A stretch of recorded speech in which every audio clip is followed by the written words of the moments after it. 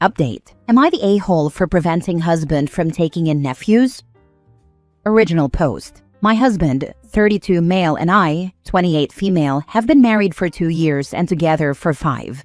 Until now, I would have said that we had a perfect relationship. But right now it seems like that's over, and I'm not sure who the a-hole is, if anyone. I grew up in a really bad abusive and neglectful situation. I've been to therapy and done the work, but there are still some issues that are just going to be permanent, I think. The two relevant here are that I need to have a calm, safe living space that is mine to function, and I do not do well around children. I don't hate children, but I was forced into raising 7 siblings and step-siblings when I was still a kid myself, and I will never be responsible for another kid for as long as I live. I've had my tubes removed to make absolutely sure there will never be an oops. My husband has known this since the beginning and also does not want children. His family situation is also not great, but he's still involved with them, mostly for his mom and nephew's sake. About a month ago, sister-in-law was murdered by her ex, who unalived himself as well. The boys were visiting mother-in-law, so thankfully they weren't in the house when it happened. Otherwise, I think they would be gone too. It's horrific. Mother-in-law, the boys, and my husband are devastated. Sister-in-law was not my favorite person in the world. She had a lot of the same traits my abusers had. But nobody deserves that, and I'm trying to be supportive of their grief. The problem is that there's nowhere for the boys to go. They were staying with mother-in-law, but her health is so poor that DHR decided she's not stable enough to have custody. Their father's family doesn't have anything to do with them, which is a long story by itself. My husband has a younger brother, but he has substance use issues and isn't in a good place to take on 2 kids. That leaves my husband and me as the only real family placement option.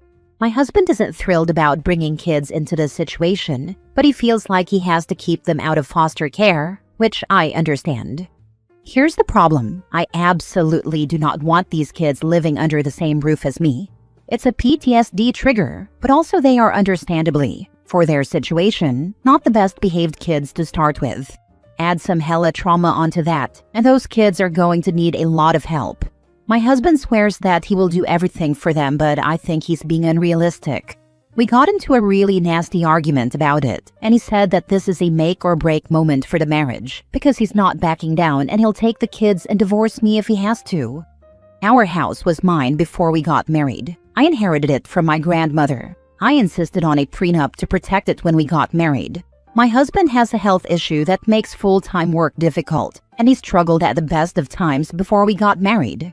If we split up, his chances of finding an affordable place to live nearby in the current market are not good. He's not quite disabled enough to receive disability. Frankly, if I and the house weren't part of the bargain, I'm not sure that DHR would place the kids with him. Where I might be the a-hole is that after he threw the D word at me, I told him that in that case he would need to move out of my house because he would no longer be welcome, go back to working full-time because I wouldn't be bankrolling an ex. And good luck taking care of 2 traumatized kids with his health, much lower income, and without stable housing. I think it hadn't occurred to him just how much he would lose access to, because we've always just shared without thinking about it. He's not speaking to me right now, and mother-in-law called and read me the riot act for financial abuse and abandoning family. I feel for the nephews, I really do. But I am not the person those kids need right now, and I feel like I was really clear from the very beginning that I would never be okay taking care of kids or living with them. I think we're cooked either way at this point, but am I the a-hole? Now for the top comments before reading the updates. It seems obvious to me that your husband should take the boys and go live with your mother-in-law. The 2 of them will be able to take care of the boys between them. They can supplement each other's incomes, and the kids will be safe. He's the one that brought up the D word. In your position, I would immediately speak with a divorce attorney and find out what your rights and responsibilities will be. Depending on where you live, you may have to pay a few years of alimony. But perhaps not, because he's the one leaving. But it is essential to know your rights. Either way, whether you cave and take the kids in, or he moves out, or the kids go into CPS custody, this marriage is probably done. Husband also needs to look into survivor's benefits for the children. Not the a-hole. The whole thing sucks and is very sad. You knew your limitations and made them clear to others. You can't be expected to move out of your own house. Could your husband move in with mother-in-law? Would her insurance cover some home care or compensate your husband for her care? I'm looking into that actually, because even if we split up, I don't want him to suffer. The problem is that a lot of welfare and social services have been cut, and he's one of the people that falls into the cracks of not being eligible for a lot of stuff that could help, but not physically able to handle a full-time job that would give him decent benefits. I have a social worker friend that I asked to look into what additional benefits they might be able to get, and whether it would hurt mother-in-law's benefits if my husband were living with her. It's terrible that people have to make these kinds of choices. Edit/mini update.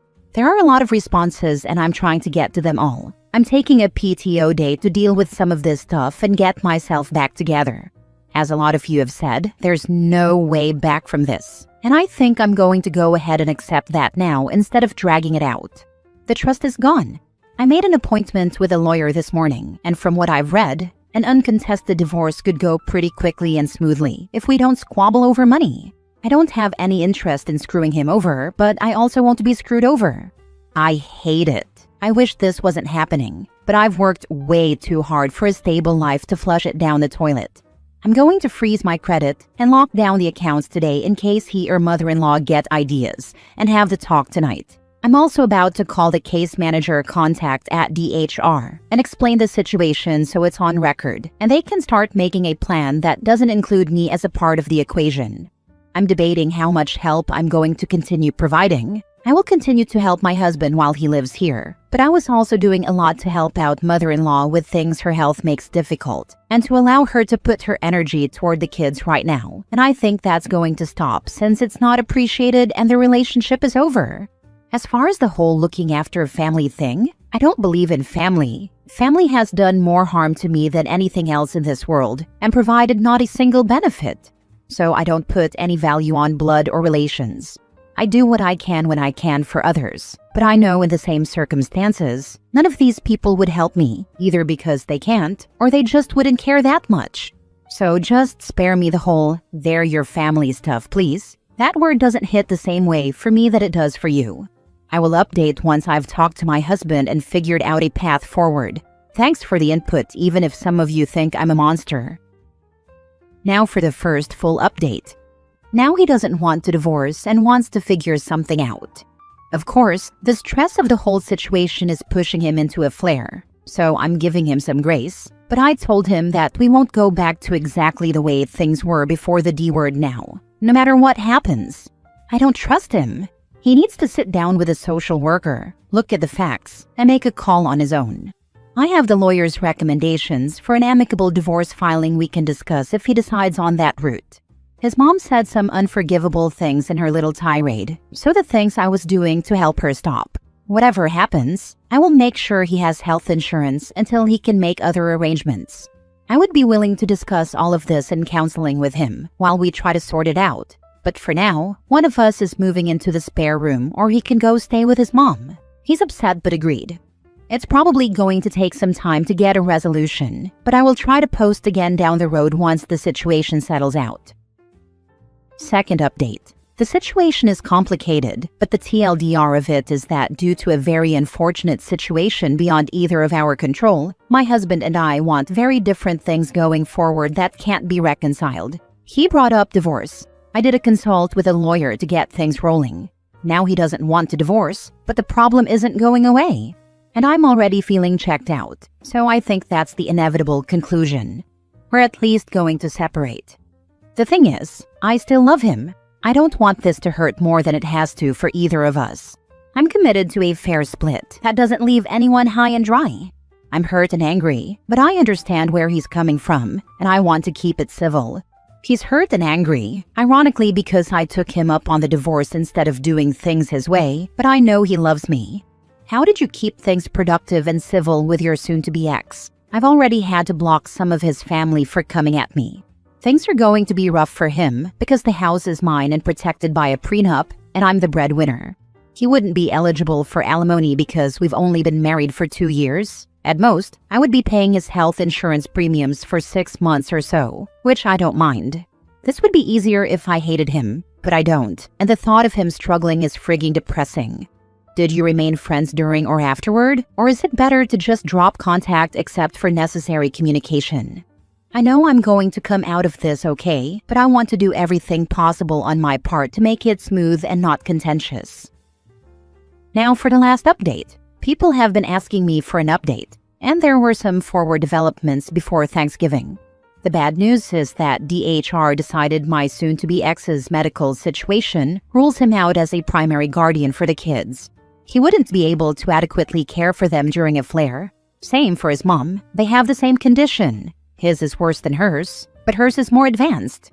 The good news is that the social worker talked the paternal relatives into agreeing to a DNA test. They didn't believe that the kids were really murderous a-holes bio children, and he and sister-in-law were keeping the situation on the down low because he was married, so they never established legal paternity. DNA was a match, so the grandparents on that side are taking the kids.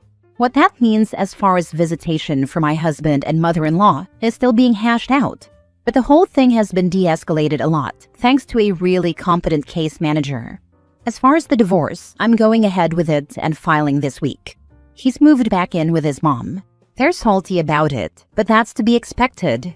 I still love him and wish him the best, but I'm done. His family's too much drama, and I don't trust him the way that I did before this. Given that we were only married 2 years and the house is mine from before the marriage and protected, it should be a clean break. While I miss him being here, I'm already feeling less stressed with him gone, and I didn't realize that had been creeping up on me for a while. I think I'm done with romantic relationships, at least for a good long while, so I'm going to focus on my career and some fun stuff I haven't had time to do since taking on a caretaker role. Thank you to those who offered support and advice. It sucks that any of this happened to begin with, but I think it's ending about as well as it could have at this point. I will be dropping contact with my ex's family, so I doubt I'll have anything else to update. Don't threaten divorce if you aren't ready for that possibility. Your soon-to-be ex would 100% have used divorce as a weapon again if you had caved into his demand. So the only option going forward was this. Good on you for sticking up for yourself. Hope those kids will turn out all right with their grandparents. I'm sure they're going through a whole lot right about now. And if you really threaten divorce, be ready that the relationship is dead as soon as these words leave your mouth. Such an ultimatum is always a lose-lose situation. Good for you. What condition does your ex have? I was guessing MS. After what his mother said to you, I'd have been flat out done as well. You've shown these people nothing but kindness, and the moment you push back, they showed you who they truly are. His family isn't just drama. They're shitbirds. They're always going to be that way.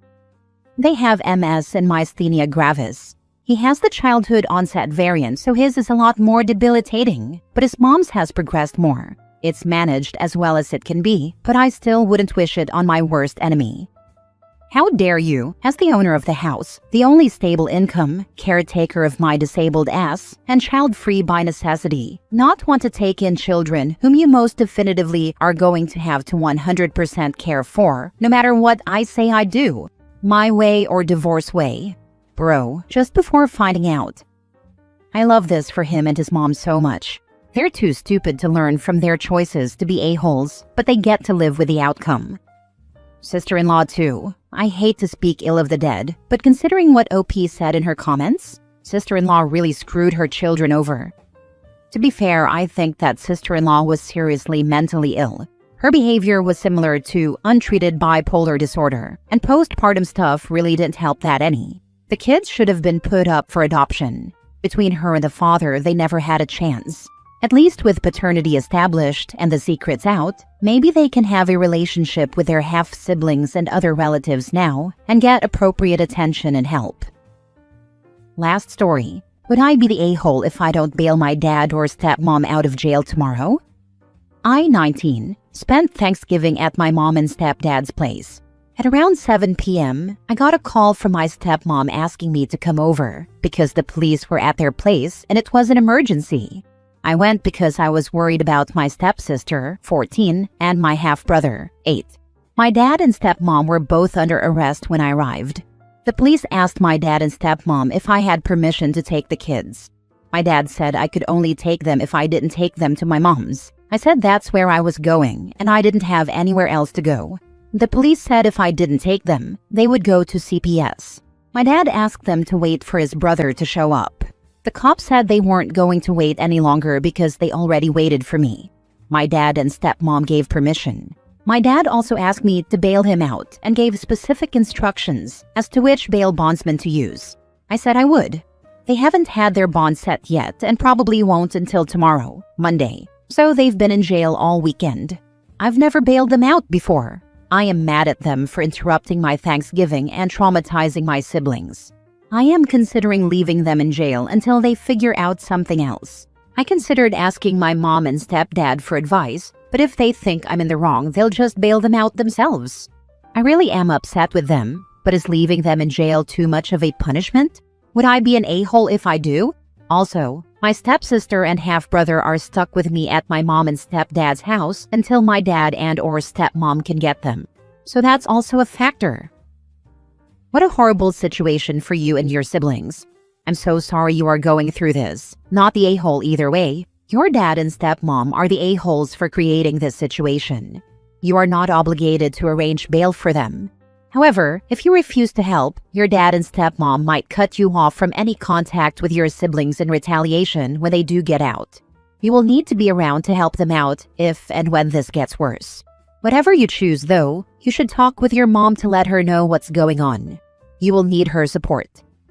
I talked to her about what happened, but I left out the part where they want me to bail them out. She thinks I shouldn't go to their house anymore, because if something happens and I get mixed up, it could show up on a background check if I apply for a job. She's not wrong about that. If there is domestic violence taking place in that house, you need to stay away from it, and you should get your dad's family involved to get your siblings out of it too. I would presume that CPS will get involved either way shortly. My dad's only nearby family is my uncle, and he's worse. Now for the update. My stepmom was released from jail. No bond. My dad's bond is $1,000. I don't know if that's the 10% or the total amount. So my stepmom will be able to pick the kids up from school. When I get out of class, I'll take their stuff back over to them. Since the kids are fine, I consider dad's bail not my responsibility. His wife can take care of it or not at her own discretion.